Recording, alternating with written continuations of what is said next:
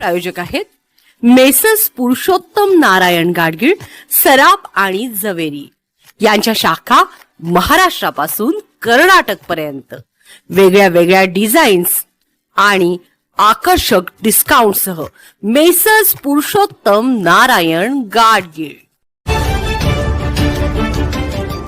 ताज्या बातम्यांसाठी पाहत रहा तिचा सागर न्यूज।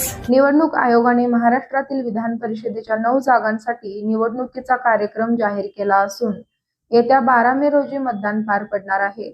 उमेदवारी अर्ज भरण्यासाठी 30 एप्रिल हा शेवटचा दिवस असतानाच राष्ट्रवादी काँग्रेसमध्ये उमेदवारीवरून मोठी चढाओढ पाहायला मिळत आहे। अमोल मिटकरी यांनी जय पवार यांच्या नावाचा आग्रह धरल्याने राजकीय वर्तुळात चर्चांना उधाण आले आहे। विधान परिषदेवर जाण्यासाठी इच्छुक असलेल्या पक्षातील अनेक इच्छुक उमेदवारांनी माझ्या मताला सहमती दाखवत मला संपर्क करून दादा यांच्या विधान परिषदेच्या उमेदवारीसाठी पाठिंबा दर्शविला। फक्त माझी इतकीच विनंती की लिखित स्वरूपात त्यांनी तसा तो पक्ष श्रेष्ठींना द्यावा, जेणेकरून आपल्या दादांना ती खरी आदरांजली ठरेल। मिटकरींनी यापूर्वीही जय पवार यांना विधान परिषदेवर पाठवण्याची मागणी केली होती। राष्ट्रवादी काँग्रेस पक्षाच्या विधान परिषदेच्या एका जागेसाठी कार्यकर्ते व नेत्यांच्या जवळच्या लोकांची लॉबिंग व चढाओढ पाहता आगामी काळात राज्यभर पक्षवाढीसाठी अजितदादांसारखा विश्वासू व युवा चेहरा पुढे आणण्याची आवश्यकता आहे। सद्यस्थिती जय पवार हे नाव या जागेसाठी सर्वोत्तम आहे। कदाचित इतरांना घराणेशाही वाटेल ते वाटू देत, मात्र दादानंतर भविष्यात हा चेहरा महाराष्ट्रासाठी दादांसारखाच आश्वासक वाटतो।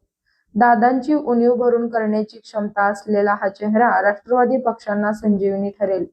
अर्थात अंतिम निर्णय पक्षाचा, असे ट्विट अमोल मिटकरी यांनी याआधी केले होते। राष्ट्रवादी काँग्रेसच्या वाटेला येणाऱ्या या एका जागेसाठी पक्षात मोठी रस्सीखेच सुरू आहे। प्रदेश अध्यक्ष सुनील तटकरे यांनी दिलेल्या माहितीनुसार या एका जागेसाठी तब्बल 70 ते 75 जण इच्छुक आहेत। यामध्ये विक्रम काकडे, सुरेश बिराजदार, झिशान सिद्दीकी आणि राजेंद्र जैन यांच्या नावाचाही चर्चा आहे। आता या सर्व इच्छुकांना डावलून जय पवार यांना संधी मिळणार की पक्षाकडून एखादा अनपेक्षित निर्णय घेतला जाणार, हे पाहणे महत्त्वाचे ठरेल। उपमुख्यमंत्री सुनेत्रा पवार विधान परिषदेवर नेमकी कुणाला संधी देणार याकडे आता सर्वांचे लक्ष लागले आहे।